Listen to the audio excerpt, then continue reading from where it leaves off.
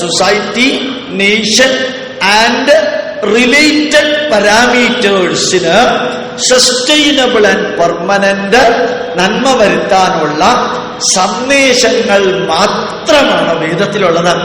സന്ദേശങ്ങൾ. ഒരു വലിയ ഭാഗ്യം എനിക്ക് കിട്ടിയത്, കുറേ പേരെ വേദം പഠിപ്പിക്കുന്നുണ്ട്. അപ്പൊ വേദം പഠിപ്പിക്കാൻ വേണ്ടി യജുർവേദം മുഴുവനും മലയാള ഭാഷയിലേക്ക് കഴിഞ്ഞ മാസം ട്രാൻസ്ലിറ്ററേറ്റ് ചെയ്തു. അർത്ഥം മനസ്സിലായി? ട്രാൻസ്ലേറ്റ് അല്ല, ട്രാൻസ്ലിറ്ററേഷൻ. 40 അധ്യായങ്ങളും സ്വരചിഹ്നം വെച്ച് ചെയ്ത് അത് ഈ അടുത്ത ആഴ്ച, ഈ ആഴ്ച പ്രിന്റിങ് കഴിയും, അല്ലെങ്കിൽ അടുത്ത ആഴ്ച പ്രിന്റിങ് കഴിയും. എനിക്കത് വേദത്തിന്റെ ഓരോ അക്ഷരവും എഴുതി അത് പ്രിന്റ് ഔട്ട് എടുത്ത് 4 പ്രൂഫ് വായിച്ച് അക്ഷരത്തെറ്റില്ലാത്ത വിധത്തില് പിന്നെ സ്വരചിഹ്നങ്ങൾ കൊടുക്കാൻ സാധിച്ചപ്പോ ശരിക്കും എനിക്ക് തോന്നി എന്റെ ഈ ജന്മത്തെ പാപമൊക്കെ തീർന്നു എന്ന്. കഴിഞ്ഞ ജന്മത്തെ കൈലാസത്തിൽ പോയപ്പോ തീർന്നു. അപ്പൊ ശരിക്ക് അത്രയും ബുദ്ധിമുട്ടാണ്. ശരിക്കും ഒരാളും മലയാളത്തിലേക്ക് വേദത്തിനെ ട്രാൻസ്ലിറ്ററേറ്റ് ചെയ്തിട്ടില്ല, ആരും ചെയ്തിട്ടില്ല. കാരണം സാധിക്കില്ല. ക്ഷമ നശിച്ചു. 40 അധ്യായം എന്നൊക്കെ.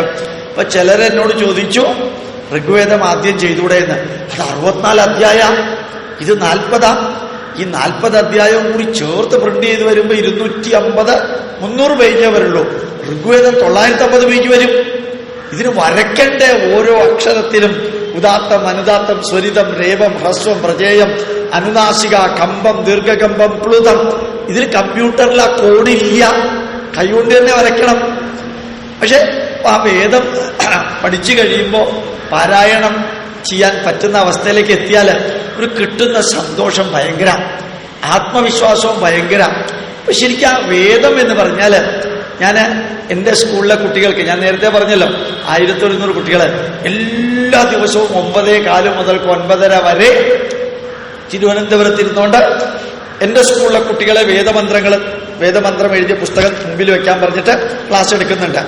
ഇന്ന് ഈശ്വരാനുഗ്രഹം കൊണ്ട് ഞാൻ മറന്നുപോയി. ദൈവാനുഗ്രഹം കൊണ്ട് ഇവിടെ YMCA എത്തിയപ്പോഴാണ് 9:15 രാവിലെ. YMCA എത്തിയപ്പോ ഞങ്ങളുടെ സ്കൂളിൽ നിന്ന് വിളിച്ചു പറഞ്ഞു, sir we are ready, please start. അപ്പോഴാണ് ഞാൻ ഓർത്തത്, എന്നെ ഈശ്വര, ഇത് വേദം പഠിപ്പിക്കാനുള്ള കാര്യം മറന്നുപോയല്ലോ. മഹാഭാഗ്യത്തിന് വണ്ടിക്കകത്ത് ഇടത് സൈഡില് ഒരു 10-50 കോപ്പി മലയാളത്തിൻ്റെത് 40 പേജുള്ളത് വെച്ചിരുന്നു. പെട്ടെന്ന് എൻ്റെ കൂട്ടത്തിലുള്ള സുരേഷ് കുമാർ അത് തുറന്നു തന്നു. ആ മൊബൈലിലാണ് അവിടേക്ക് അല്ലെങ്കിൽ എല്ലാ ദിവസവും ക്ലാസ് എടുക്കാം. തിരുവനന്തപുരത്ത് എടുക്കുന്നതിന് പകരം ഇന്ന് സ്കോർപിയോ വണ്ടിക്കകത്ത് വെച്ചായിരുന്നു മാത്രം. അപ്പോ 12 മിനിറ്റ് ഞാൻ ആ സ്കോർപിയോ വണ്ടിയിൽ ഇരുന്നുകൊണ്ട് ക്ലാസ് എടുത്ത്, നാസായില് സയന്റിസ്റ്റുമാര് വേദമന്ത്രം കേട്ടുകൊണ്ട് വർക്ക് ചെയ്യുന്നത് ജോർജ് മാർട്ടിൻ എന്ന് പറയുന്ന കാർഡിയാക് സർജൻ, ന്യൂയോർക്കില് 600 ബെഡുള്ള ആശുപത്രിയുടെ ഉടമസ്ഥന, കാർഡിയാക് സർജറി നടത്തുന്ന ആള്. അയാൾ ഈ രോഗികൾക്ക് വേദം കേൾപ്പിക്കുന്നത്. മാട്രിക്സ് റെവല്യൂഷൻ 3 എന്ന സിനിമ, അത് മുഴുവനും വേദത്തെക്കുറിച്ചാണ്. 16 കോടി ജനങ്ങളാണ് അമേരിക്കയില് മാട്രിക്സ് റെവല്യൂഷൻ 3 എന്ന സിനിമ കണ്ടത്. വേദത്തെക്കുറിച്ചാണ്. അതൊക്കെ ഞാൻ നമ്മുടെ സ്കൂളിലെ പിള്ളേർക്ക് പറഞ്ഞു കൊടുത്തു. കുറേ ദിവസമായിട്ട് ഞാൻ ക്ലാസ് എടുക്കും. 9-ാം തീയതി മുതൽക്ക് ക്ലാസ് എടുക്കുന്നുണ്ട്. സ്കൂൾ തുറന്നത് 1-ാം തീയതി ആണെങ്കിലും ഈ കുട്ടികളില് ഈ 9 തൊട്ട് 21 യോഗ ഡേ. ഇന്ന് എനിക്കൊരു ഭാഗ്യം കിട്ടിയത്, ഇംഗ്ലീഷിലും മലയാളത്തിലും ആൾ ഇന്ത്യ റേഡിയോയ്ക്ക് യോഗ മെസ്സേജ് കേരളത്തിലും ആൾ ഇന്ത്യയും കൊടുത്തത് ഞാനാണ്. ആൾ ഇന്ത്യ റേഡിയോയില് മലയാളത്തിലും ഇംഗ്ലീഷിലും കൊടുത്തത്. അങ്ങനെ ഒരു ഭാഗ്യം എനിക്ക് കിട്ടി. അപ്പൊ ഞാൻ ഇവരോട് ഇതെല്ലാം യോഗാ ദിനത്തിൽ നിങ്ങൾ മാറണം അങ്ങനെയൊക്കെ പറഞ്ഞു. ഈ 9 മുതൽ 21 വരെ ഈ വേദമന്ത്രം പഠിച്ച അവരിൽ വന്ന മാറ്റം നിങ്ങളൊന്ന് ചെന്ന് നോക്കിയാൽ അറിയാൻ പറ്റും. അത് വേദമന്ത്രം ഞാൻ അർത്ഥം പറഞ്ഞു കൊടുക്കാറുണ്ട്. എല്ലാ സ്ഥലത്തും അർത്ഥം പറഞ്ഞു കൊടുക്കാറില്ല. ഈ കുട്ടികൾക്ക് അർത്ഥം പറഞ്ഞു കൊടുക്കാറുണ്ട്. അത് നമ്മുടെ സ്കൂളിൽ ധാരാളം ക്രിസ്ത്യൻ കുട്ടികളുണ്ട്. 2 മുസ്ലിം കുട്ടികളെ ഉള്ളൂ, ക്രിസ്ത്യൻ കുട്ടികൾ ധാരാളം ഉണ്ട്. ക്രിസ്ത്യൻ ടീച്ചേഴ്സും ഉണ്ട്. അവര് ഈ വേദം വായിക്കുമ്പോൾ ബസ്സിൽ നിന്ന് ഇറങ്ങുമ്പോൾ പോലും സ്റ്റാൻഡ് സ്റ്റില്ല. ജനഗണമന പാടുമ്പോൾ പോലും നിൽക്കാറില്ല. നമ്മളാരും പറഞ്ഞിട്ടില്ല നിങ്ങൾ നിൽക്കണമെന്ന്. വേദം വായിക്കുമ്പോൾ നടക്കരുതെന്ന് പറഞ്ഞിട്ടില്ല. ക്ലാസ്സിലേക്ക് വന്നിരുന്നിട്ട് അങ്ങനെ ഒന്നും പറഞ്ഞിട്ടില്ല. തന്നെ ആ സെൽഫ് ഡിസിപ്ലിൻ വരുന്ന ഒരു കാഴ്ച ഈ 10 ദിവസം കൊണ്ട് നമുക്ക് അനുഭവപ്പെടുന്നുണ്ട്. ഇതിനു മുമ്പ് വേദം പഠിപ്പിച്ചിട്ടുണ്ട്, ഇങ്ങനെ എല്ലാ ദിവസവും പഠിപ്പിച്ചിട്ടില്ല. അപ്പോ ആ വേദത്തിനൊരു ന്യൂറോ ലിംഗ്വിസ്റ്റിക് എഫക്റ്റ്. അർത്ഥം മാത്രമല്ല, തലച്ചോറിനകത്ത് അടിമുടി മാറ്റം ഉണ്ടാവുന്ന അവസ്ഥ. Neuro linguistic effect. അർത്ഥം അറിയാമെങ്കിൽ സൈക്കോ ലിംഗ്വിസ്റ്റിക് എഫക്റ്റ്. അപ്പൊ വേദമന്ത്രം എന്ന് പറഞ്ഞാൽ അത് ഒരു മതത്തിന്റെയും അല്ല, എല്ലാവരുടെയുമാണ്. അതുകൊണ്ട് അതിന് 2010 വേൾഡ് ഹെറിറ്റേജ് ആയിട്ട് യുനെസ്കോ ഡിക്ലെയർ ചെയ്തത്. ഞാൻ നിങ്ങളോട് എല്ലാവരോടും പറയും, നിങ്ങൾ വേദം വായിക്കാൻ പഠിക്കണം.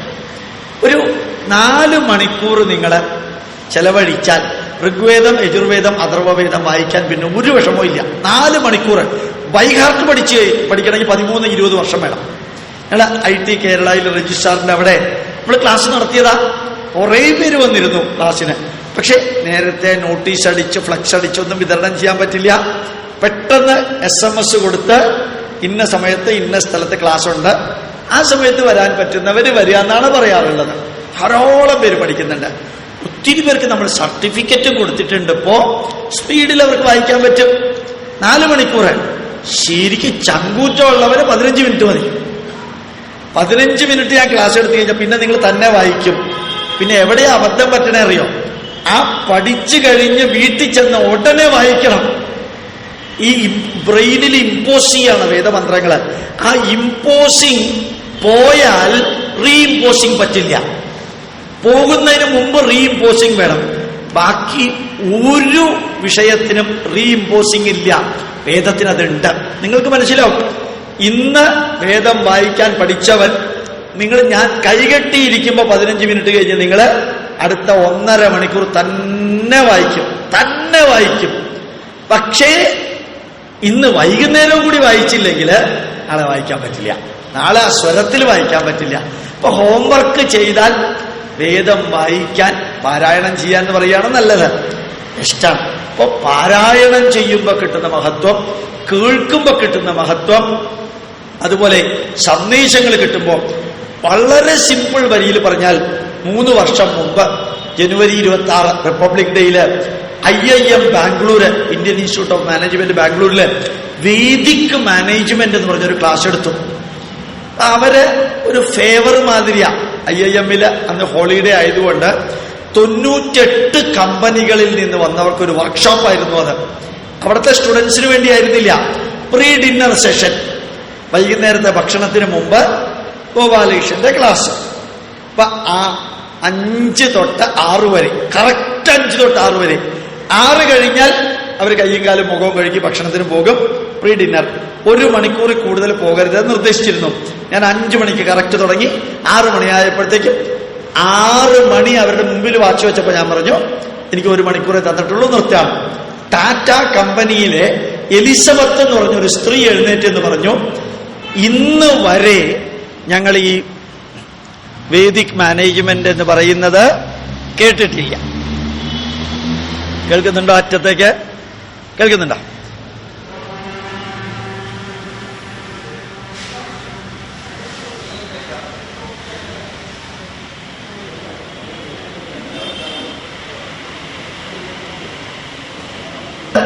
മൂന്ന് മണിക്കൂർ ആ വേദിക് മാനേജ്മെന്റ് എന്ന വിഷയം അവിടെ ക്ലാസ്സിലെടുത്തു. ഇതെന്തിനാ ഇപ്പൊ ഞാനിവിടെ പറഞ്ഞത്? വേദം എന്ന് പറഞ്ഞാൽ കുറെ ബ്രാഹ്മണർക്കോ ഊണൂലിട്ടവർക്കോ അല്ലെങ്കിൽ ബ്രഹ്മജ്ഞാനികൾക്കോ ഉള്ളതാണ് എന്നൊരു ധാരണ ശരിയേ അല്ല. ഇത് അൾട്രാ മോഡേൺ മാനേജ്മെന്റിന്റെ അവസാനത്തെ വാക്കുകളാണ്. മനസ്സ്, ശരീരം, നേരത്തെ പറഞ്ഞ ഒരാളുടെ മനസ്സിന് ഇന്റഗ്രേറ്റഡ് മാനേജ്മെന്റ് എന്ന വാക്ക് വേദത്തിൽ നിന്നാ വന്നത്. Integrated management. ബാക്കി മാനേജ്മെന്റ് ഏതാണ്? Financial management, material management, quality management, production manager, resource manager, personal manager, financial management അല്ലെങ്കിൽ മാനേജറാണ്. ഇത് ഇന്റഗ്രേറ്റഡ് മാനേജ്മെന്റാണ്. എല്ലാ വിഷയങ്ങളും ഇതിനകത്തേക്ക് വരും. സമഗ്രമായിട്ടുള്ളൊരു മാനേജ്മെന്റ്. അപ്പൊ വേദിക് മാനേജ്മെന്റ് എന്ന് പറയുന്നത് ഇന്ന് ആ വേദിക് മാനേജ്മെന്റിന്റെ പ്രാക്ടിക്കൽ ഡെമോൺസ്ട്രേഷനാണ് ഭഗവത്ഗീത. വേദിക് മാനേജ്മെന്റിന്റെ പ്രാക്ടിക്കൽ ഡെമോൺസ്ട്രേഷനാണ് രാമായണം. വേദിക് മാനേജ്മെന്റിന്റെ പ്രാക്ടിക്കൽ ഡെമോൺസ്ട്രേഷനാണ് 1,25,000 ശ്ലോകങ്ങളുള്ള മഹാഭാരതം. പക്ഷെ വേദിക് മാനേജ്മെന്റ് സന്ദേശങ്ങളാണ്. അപ്പോ 4ാമത്തെ ലെവലിലേക്ക് നമ്മൾ ഉയർന്നു കഴിഞ്ഞാൽ സന്ദേശം മാത്രം മതി. ഒരു ചെറിയ വാക്കിലൂടെ ഉള്ള സന്ദേശം പറഞ്ഞാല് യഥാർത്ഥത്തിൽ ജീവിതത്തെ ധന്യമാക്കാൻ ആ ക്വാളിറ്റി ഉള്ളവർക്ക് അത് മതി. അപ്പോ 5ാമത്തെ ലെവലിലേക്ക് നമ്മൾ എത്തിയെന്ന് വിചാരിക്കാം. അവിടെയാണ് ഉപനിഷത്തുക്കളും ദർശനങ്ങളും ഉള്ളത്. ജീവിത യാഥാർത്ഥ്യങ്ങള്. എന്താ ജീവിത യാഥാർത്ഥ്യം എന്ന് പറഞ്ഞാല്, ഞാനും നിങ്ങളും ഈ ഭൂമിയിൽ പെർമനന്റ് അല്ല.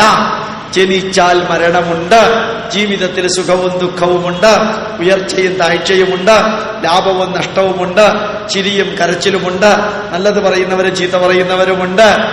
അതുപോലെ തന്നെ ഇഷ്ടാനിഷ്ടങ്ങളുണ്ട്, ജയപരാജയങ്ങളുണ്ട്, വെട്ടിപ്പിടിച്ചതും കെട്ടിപ്പടുത്തതും പറ്റിച്ചെടുത്തതും തട്ടിപ്പറിച്ചതും ഒന്നും തിരിച്ചു പോകുമ്പോ കൊണ്ടുപോവില്ല. നമ്മൾ ആരും ഈ ഭൂമിയിൽ പെർമനന്റ് അല്ല. കഴിഞ്ഞ നൂറ്റാണ്ടിൽ ഈ ദിവസം നമ്മൾ ഈ ഭൂമിയിൽ ഉണ്ടായിരുന്നില്ല. അടുത്ത നൂറ്റാണ്ടിൽ ഈ ദിവസവും നമ്മൾ ഈ ഭൂമിയിൽ ഉണ്ടാവില്ല. നല്ല മലയാളത്തിൽ പറഞ്ഞാൽ എങ്ങനെ മരിച്ചു എന്ന് നോക്കിയിട്ടല്ല മരിച്ച വാക്ക് ഉപയോഗിക്കുന്നത്, എങ്ങനെ ജീവിച്ചു എന്ന് നോക്കിയിട്ടാണ് മരിച്ച വാക്ക് മലയാളത്തില് ഉപയോഗിക്കുന്നത്. അല്ലേ? രാജാവിനെ പോലെ ജീവിച്ചാൽ നാട് നീങ്ങി എന്നാ പറയാ, സന്യാസിയെ പോലെ ജീവിച്ചാൽ സമാധിയായി എന്നാ പറയാ, അവതാരത്തെ പോലെ ജീവിച്ചാൽ സ്വർഗാരോഹണം ചെയ്തു എന്നാ പറയാ, വളരെ വലിയവനായിട്ട് ജീവിച്ചാല് ദിവംഗതനായി എന്നാ പറയാ, കുറച്ചും കൂടി താഴെയാണെങ്കിൽ ഇഹലോകവാസം പിടിച്ചു എന്നാ പറയാ, കുറച്ചും കൂടി താഴെയാണെങ്കിൽ നിര്യാതനായി എന്നാ പറയാ, കുറെ കൂടി താഴെയാണെങ്കിൽ മരിച്ചു എന്നാ പറയാ. ഒരു പ്രയോജനം ഇല്ലാത്തവനാണെങ്കിൽ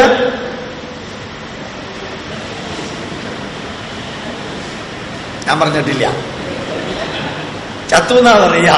ഏത് കാറ്റഗറിയിലാ നമ്മൾ പെടുക എന്നുള്ളത് മരിക്കുമ്പോ തീരുമാനിച്ചാ പോരാ, നേരത്തെ തീരുമാനിക്കണം. ഇതൊക്കെ ജീവിത സത്യമല്ലേ?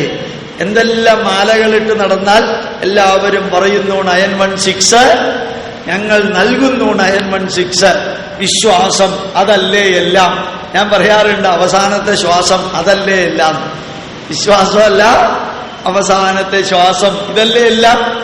ശരിക്ക് ഇതൊക്കെ ജീവിത സത്യങ്ങളാണ്.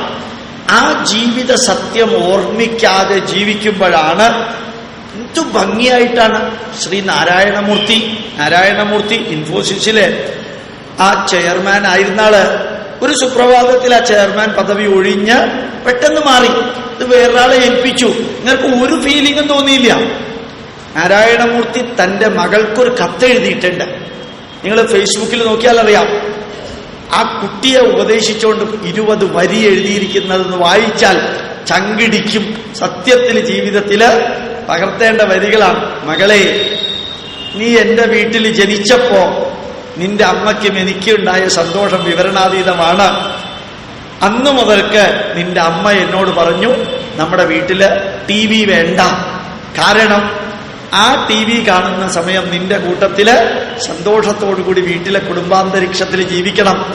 ആ ധന്യമായ ജീവിതത്തില് നീ വളർന്നു. നിന്റെ അച്ഛനും അമ്മയും എല്ലാ സമയവും വീട്ടിലിരിക്കുമ്പോൾ നിനക്ക് വേണ്ടി നമ്മൾ 3 പേരും നന്നായിട്ട് വളർന്നു. കുറെ കാലം കഴിഞ്ഞു.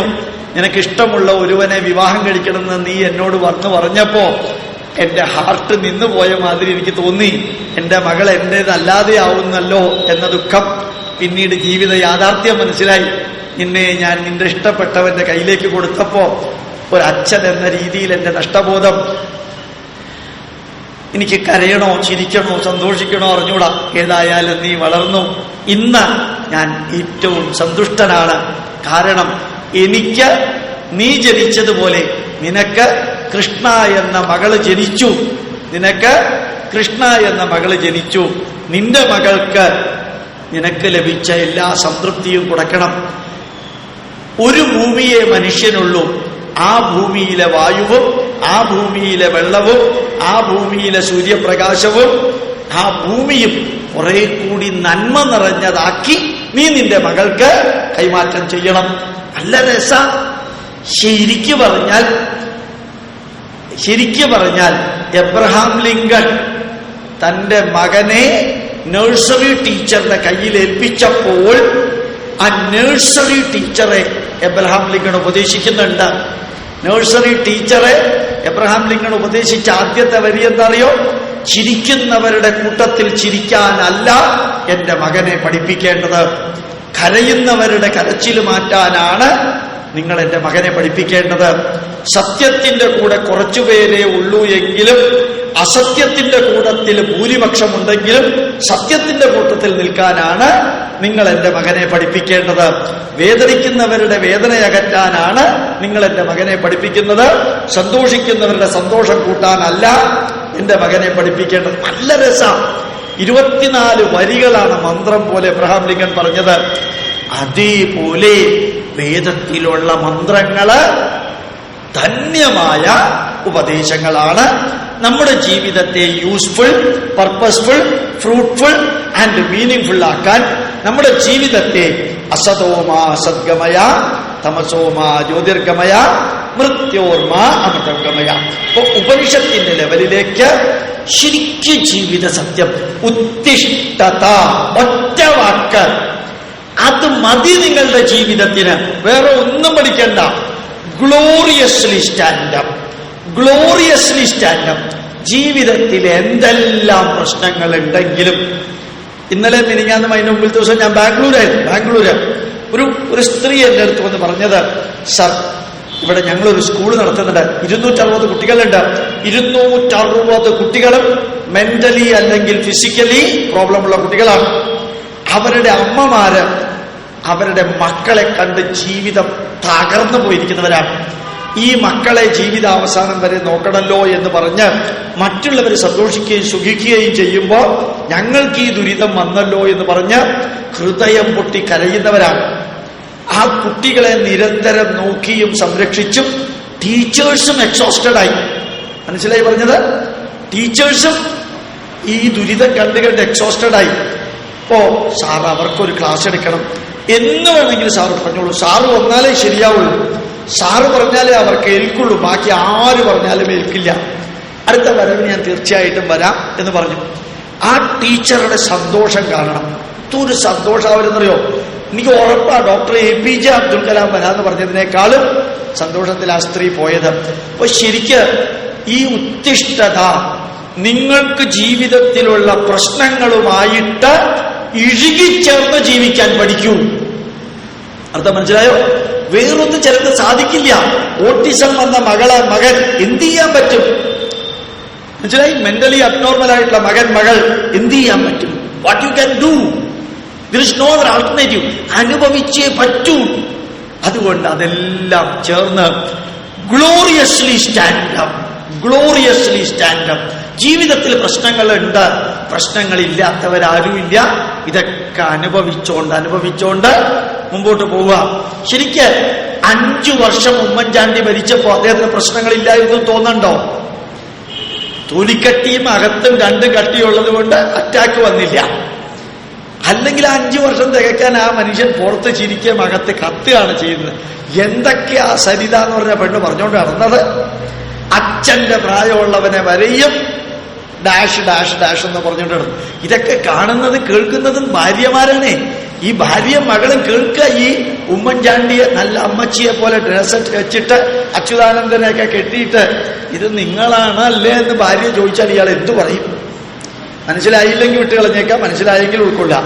അപ്പൊ ശരിക്ക് ഈ തൊലിയുടെ കട്ടി മാത്രം പോരാ, ഇവിടെയും കട്ടി ഉണ്ടെങ്കിലേ ഇത് അറ്റാക്ക് ചെയ്ത് നിൽക്കാതിരിക്കുള്ളൂ. അപ്പൊ ലോകത്തിൽ ആർക്കും പരമമായിട്ടുള്ള സുഖമെന്നോ അല്ലെങ്കിൽ അവസാനത്തെ ദുഃഖമെന്നോ ഒന്നും പറഞ്ഞിട്ടില്ല. ഇതൊക്കെ ഉപനിഷത്തുക്കളെ നമ്മളെ പഠിപ്പിക്കുന്നു. ജാഗ്രത. ഈ ജീവിതത്തിൽ പെർമനന്റ് അല്ല നമ്മളിവിടെ. പ്രാപ്യവരാന്നിബോധത. അറിവുള്ളവരിൽ നിന്ന് അറിവ് നേടി ധന്യമായി ജീവിക്കാം. ഇങ്ങനെയുള്ളത് 5ാമത്തെ ലെവലില്. ഇപ്പൊ 5 ലെവലിലുള്ള ഗ്രന്ഥങ്ങളാണ്.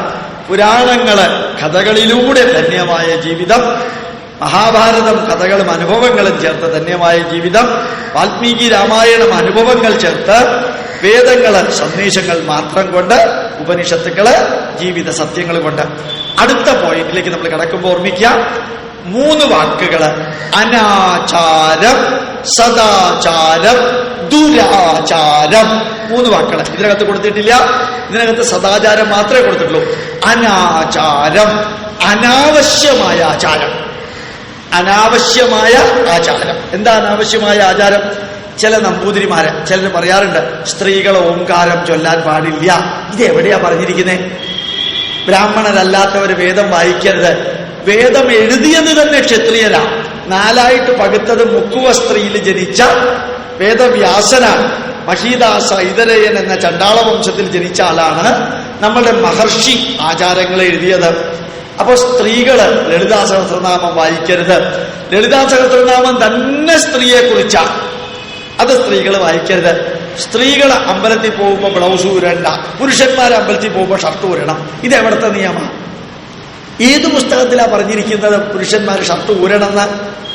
ഏത് പുസ്തകത്തിലാ പറഞ്ഞിരിക്കുന്നത്? 13 വർഷം ഞാൻ പൂജാരിയായിരുന്നു. 13 വർഷം ചോറ്റാനിക്കര ഉൾപ്പെടെ പൂജാരിയായിരുന്നു. ഒരു തന്ത്ര സമുച്ചയത്തിലോ വേദത്തിലോ പുരാണത്തിലോ പറഞ്ഞിട്ടില്ല നമ്മൾ അമ്പലത്തിൽ ആനയെ ഉപയോഗിക്കണം. ഏത് ഗ്രന്ഥത്തിലാ പറഞ്ഞിരിക്കുന്നത്? ദേവൻ ദേവവാഹനത്തിൽ എഴുന്നള്ളുന്നു എന്നാണ് പുരാണങ്ങള്. ദേവൻ ദേവവാഹനം. ഗണപതിയുടെ വാഹനം ഏതാണ്? മുരുകന്റെ വാഹനം ഏതാണ്? ശാസ്താവിന്റെ വാഹനം ഏതാണ്? ശിവന്റെ വാഹനം ഏതാണ്? ഭഗവതിയുടെ വാഹനം ഏതാണ്? ദേവിയുടെ വാഹനം ഏതാണ്? നിങ്ങൾക്കറിയാം. ഓരോരുത്തർക്കും ഒരൊറ്റ ദേവന്റെ വാഹനം പോലും ആനയല്ല. ഒരു ദേവന്റെ മാത്രം വാഹനമാണ് ആന. ഇന്ദ്രന്റെ. ഇന്ദ്രൻ അമ്പലം ഇല്ല. ഇന്ദ്രൻ അമ്പലം ഇല്ല. പിന്നെ എന്തിനാ ഈ ആന ഉപയോഗിച്ചത്? ആര് പറഞ്ഞു ഉപയോഗിക്കാൻ? ഓരോ ആനയും ഓരോരുത്തരെ കുത്തി മലർത്തുമ്പോ ഏറ്റവും അധികം സന്തോഷിക്കുന്ന ഗോപാലകൃഷ്ണനാണ്. കാരണം അതനുഭവിക്കുന്ന വേദന അറിയണമെങ്കിൽ ഇപ്പോ ഒരാനയും മതം പൊട്ടുന്നില്ലല്ലോ. ഈ ചൂടത്ത് സഹിക്കാൻ വയ്യാതെ കറുത്ത തൊലിയും വെച്ച് തൃശ്ശൂർ പൂരത്തിൽ 18 എണ്ണം 20 എണ്ണത്തിനെ നിരത്തുമ്പോ അതിന്റെ പുറകിൽ 8 എണ്ണോ 10 എണ്ണോ കയറിയിരിക്കുമ്പോ അടുത്ത ജന്മത്തിൽ അവിടുത്തെ പ്രസിഡന്റും സെക്രട്ടറിയും ആനയായിട്ട് വന്നാലേ അതിന്റെ വേദന അറിയുള്ളൂ. കൂച്ചുവിലങ്ങിട്ട് അതിനെ അനുഭവിപ്പിക്കുന്ന വേദന നമ്മുടെ പൈതൃകത്തിൽ പറഞ്ഞിട്ടില്ല. ആന ഉപയോഗിക്കാൻ നമ്മുടെ പൈതൃകത്തിൽ വെടിക്കെട്ട് പറഞ്ഞിട്ടില്ല. കേരളത്തിൽ വെടിക്കെട്ട് തുടങ്ങിയിട്ട് 86 വർഷമായി. ആദ്യത്തെ വെടിക്കെട്ട് അപകടം 82 വർഷങ്ങൾക്ക് മുമ്പാണ്. 86 വർഷമായി വെടിക്കെട്ട് തുടങ്ങിയിട്ട്. ആദ്യത്തെ വെടിക്കെട്ട് അപകടം 82 വർഷം മുമ്പ്. അതും ഈ പുറ്റിങ്ങൽ അമ്പലത്തിൽ തന്നെയാണ്. ആദ്യത്തെ വെടിക്കെട്ട് അപകടവും ഈ പരവൂരിലെ പുറ്റിങ്ങൽ അമ്പലത്തിൽ തന്നെയായിരുന്നു. കേരളത്തിലെ അറിയണം നമ്മള്. ഈ അനാചാരങ്ങള്, അനാവശ്യമായിട്ടുള്ള ഓരോ ആചാരങ്ങളും നമ്മള് നമ്മുടെ ജീവിതത്തിൽ കൊണ്ടു നടക്കുമ്പോ നമ്മുടെ പൂർവികർക്ക് തെറ്റുപറ്റിയിട്ടില്ല. ദുരാചാരങ്ങള്. ഈ ചേർത്തല കാർത്യായനി ക്ഷേത്രത്തിലേക്ക് ഞാൻ പ്രഭാഷണത്തിന് പോകുമ്പോ സെക്രട്ടറി എന്നോട് പറഞ്ഞു, സാറിന്റെ പ്രഭാഷണം കേട്ടോ, സാറിന് അമ്പലത്തിനകത്ത് കയറണമെന്ന് ചോദിച്ചു. ഞാൻ അമ്പലത്തിനകത്ത് കയറാറില്ല, യാത്രയായതുകൊണ്ട് വേർത്ത് കുളിച്ചിട്ടുണ്ട്. എന്നാൽ അകത്ത് കയറിയ ഒരു രസകരമായ കാഴ്ച കാണാമെന്ന് പറഞ്ഞു. ഞാൻ ചോദിച്ചു എന്താന്ന്. വലിയ അമ്പലത്തിൽ ഇടത് സൈഡിലും വലത് സൈഡിലും ഒരു 80ഓളം പേരിരുന്ന പച്ച തെറിപ്പാട്ട്, ഭഗവതിയെ സന്തോഷിപ്പിക്കാൻ തെറിപ്പാട്ട്. ഈ തെറിപ്പാട്ട് പാടുന്നവരുടെ ഭാര്യയെയും അമ്മയെയും മകളെയും അനുജത്തിയെയും ഒന്ന് ഇരുത്തിക്കൂടെ? അവിടെ ദേവിക്ക് തെറിപ്പാട്ട് കേട്ട് ഇഷ്ടാവുമെങ്കിൽ ഇവർക്ക് ഇഷ്ടാവില്ലേ? അത് ദേവിക്ക് തെറിപ്പാട്ട് കേട്ടിട്ട് അത്ര സാംസ്കാരിക ശൂന്യമായ സ്ഥലം അമ്പലം. കോഴിവെട്ട് നിർത്തി. എന്നിട്ടും കൊടുങ്ങല്ലൂർ കോഴി കല്ല് പൂജിക്കൽ ഇപ്പോഴും ഉണ്ട്. ആ ദുരാചാരം മനുഷ്യ മനസ്സിൽ നിന്ന് മാഞ്ഞു പോകുന്നതിന് പകരം അതിനെ ഓർമ്മിപ്പിക്കാൻ വീണ്ടും ക്ഷേത്രം അശുദ്ധമാക്കല്, ക്ഷേത്രം തീണ്ടല് എന്ന ദുരാചാരം, അതുപോലെ കോഴിവെട്ട് ഓർമ്മിപ്പിക്കുന്ന കോഴിക്കല്ല് പൂജിക്കല്, അശ്ലീല പാട്ട്, ഇതൊക്കെ നമ്മുടെ പൈതൃകത്തിൽ ഇല്ല. ഞാൻ പറയാറുണ്ട്, നിങ്ങൾ എവിടെയെങ്കിലും ഒന്ന് കാണിച്ചിടും. കള്ള് നിവേദിക്കാം, ഇറച്ചി നിവേദിക്കാം, അതുപോലെ തന്നെ ആടിനെ രാത്രി 11 മണിക്ക് വെള്ളിയാഴ്ച മാടായിക്കാവിൽ വെട്ടുക, ദൈവത്തിനെ സന്തോഷിപ്പിക്കാൻ. ഈ ചോരയും ഈ ഇറച്ചിയും ഈ കോഴിയും തിന്നിട്ട് ശക്തി വരുന്ന ദൈവത്തിനെയാണോ നമ്മൾ ദൈവം എന്ന് പറയാ? അതുപോലെ തന്നെ ഓരോ തരത്തിലുള്ള തെയ്യം, പച്ചയ്ക്ക് കോഴിയെ കടിച്ച് അതിന്റെ ചിറക് വലിച്ചെടുത്ത് അതിനെ പല്ലുകൊണ്ട് കീറിയെടുത്ത് അതനുഭവിക്കുന്ന വേദന. ഏത് ദൈവത്തിനാ സന്തോഷം കാണുക? ആ പ്രാണി കിടന്ന് പിടയുമ്പോ. എന്നിട്ട് അതിന് വേറൊരെണ്ണത്തിനെ എടുത്ത് നിലത്തിട്ട് കാലുകൊണ്ട് ചവിട്ടി ഇടത്തോട്ടും വലത്തോട്ടും ആക്കി അതിനെ കൊല്ലുക. അത് ദൈവത്തിന്റെ പേരില്ല. അല്ലാതെ നിങ്ങൾ എന്ത് വേണമെങ്കിൽ ചെയ്തോളൂ. എന്തിന് അമ്പലത്തിന്റെയും ദൈവത്തിന്റെയും പേരിൽ പച്ചത്തെറിയും ഈ കള്ള് നിവേദ്യവും കോഴി വെട്ടലും ആട് വെട്ടലും എല്ലാം എന്തിനു ചെയ്യണം? ദുരാചാരം.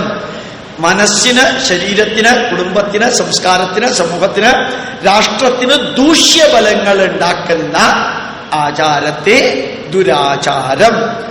ഇന്നത്തെ കാലഘട്ടത്തിൽ ഒരാവശ്യവുമില്ലാത്ത ആചാരത്തിന് അനാചാരം. ചിലപ്പോൾ ചിലത് പോലെ മുഴുവനും പഠിച്ചു കഴിഞ്ഞ മാതിരി വരും ചോദിക്കും, സാറിനോട് ഒരു സംശയമുണ്ട്. അടുത്ത് വരുമ്പോ തന്നെ അറിയാം തനി കൊളാണ് ചോദിക്കാൻ പോണത് എന്നുള്ളത്. സാറേ, എത്ര തിരിയാണ് ഇടേണ്ടത്? നമ്മൾ തിരിയേ ഇടണ്ട, നിങ്ങൾ വിളക്കത്തിക്കാതിരിക്കുകയാണ് ഏറ്റവും നല്ലത്. നമ്മൾ എപ്പോഴും ആ വിളക്കിലെ തിരിയുടെ എണ്ണത്തിൽ കയറി പിടിച്ചിരിക്കുക. 2 തിരി വേണോ, 3 തിരി വേണോ, കിഴക്കോട്ട് തിരി വേണോ, പടിഞ്ഞാട്ട് വേണോ? നിങ്ങൾ എവിടെയെങ്കിലും തിരിയിടുക, തിരിയിടാതിരിക്കുക. ഒരു ഈശ്വരനും പറഞ്ഞിട്ടില്ല എനിക്ക് കണ്ണ് കാണാൻ താൻ വിളക്ക് എത്തിച്ചു തരണമെന്ന്. ഒരു ഈശ്വരനും പറഞ്ഞിട്ടില്ല എനിക്ക് പാൽപ്പായസം താൻ തരണമെന്ന്, എന്റെ ബ്രേക്ക്ഫാസ്റ്റിന്റെ ചെലവ് താൻ നോക്കണമെന്ന് ഒരു ഈശ്വരനും പറഞ്ഞിട്ടില്ല. നമ്മൾ ധരിച്ചു വെച്ചിരിക്കുന്ന ഗുരുവായൂരപ്പന് രാവിലത്തെ പായസം ഞാൻ കൊടുക്കുമ്പോൾ ഗുരുവായൂരപ്പന് സന്തോഷാവുന്ന ഒരു ഗുരുവായൂരപ്പന് സന്തോഷാവില്ല. അതുകൊണ്ട് വഴിപാട് കൊടുക്കണ്ടെന്നല്ല ഞാൻ പറഞ്ഞത്. വഴിപാടിന്റെ ലക്ഷ്യം വേറെയാ. വഴിപാടിന്റെ ലക്ഷ്യം തേന തെക്തേന പുഞ്ചീത മാകൃതകസ്യ സിദ്ധനം. അവിടെ സമർപ്പിച്ചിട്ട് ഞാൻ കഴിക്കുന്നു. സമർപ്പണ ഭാവാണ്. അല്ലാതെ നോക്കുക, ഞാൻ പണ്ടും ഇവിടെ വന്ന് പറഞ്ഞിട്ടുണ്ട്, എന്റെ വീട്ടിൽ 10 പേരുണ്ടെങ്കിൽ ഗുരുവായൂരപ്പന് 2 അടങ്ങഴി പായസം. എന്റെ വീട്ടിൽ ഞാനും ഭാര്യയെ മാത്രമേ ഉള്ളൂവെങ്കിൽ എത്രയാ പായസം? 1/2 ലിറ്റർ മതി. അപ്പൊ വീട്ടിലെ ആൾക്കാരുടെ എണ്ണം നോക്കിയിട്ടാ ഗുരുവായൂരപ്പന്റെ പായസത്തിന്റെ അളവ്, അല്ലാണ്ട് ഗുരുവായൂരപ്പന്റെ വയറ് നോക്കിയിട്ടല്ല. ഇനി അഥവാ 2 ലിറ്റർ പാൽപ്പായസം വഴിപാടിന് കൊടുത്ത് വീട്ടിൽ വന്ന് അളന്ന് നോക്കുമ്പോഴത്തേക്കും 1.5 ലിറ്ററേ ഉള്ളൂ എന്ന് വിചാരിക്കാം. റെസീറ്റിൽ ഫോൺ നമ്പർ ഉണ്ട്. ഗുരുവായൂർ അമ്പലത്തിലെ വിളിച്ച് ചോദിക്കും, 2 ലിറ്റർ പാൽപ്പായസമാണ് ഞാൻ കൊടുത്തിരുന്നത്, എനിക്ക് 1.5 ലിറ്ററേ കിട്ടിയുള്ളൂ എന്ന് പറയുമ്പോൾ അയാൾ പറഞ്ഞു എന്ന് വിചാരിക്കാം 1/2 ലിറ്റർ ഗുരുവായൂരപ്പൻ കുടിച്ചു. എന്തായിരിക്കും നിങ്ങൾ തിരിച്ചു പറയുക? ഗുരുവായൂരപ്പൻ കുടിക്കില്ലെന്ന് എനിക്ക് ഉറപ്പാ. പിന്നെ എന്തിനവിടെ കൊടുത്തേ? ഗുരുവായൂരപ്പൻ കുടിക്കില്ല എങ്കിൽ ശരി, അതെയോ ഗുരുവായൂരപ്പൻ കുടിച്ചു അല്ലേ, ഇനി അടുത്ത പ്രാവശ്യം ഞങ്ങൾ പാൽപ്പായസം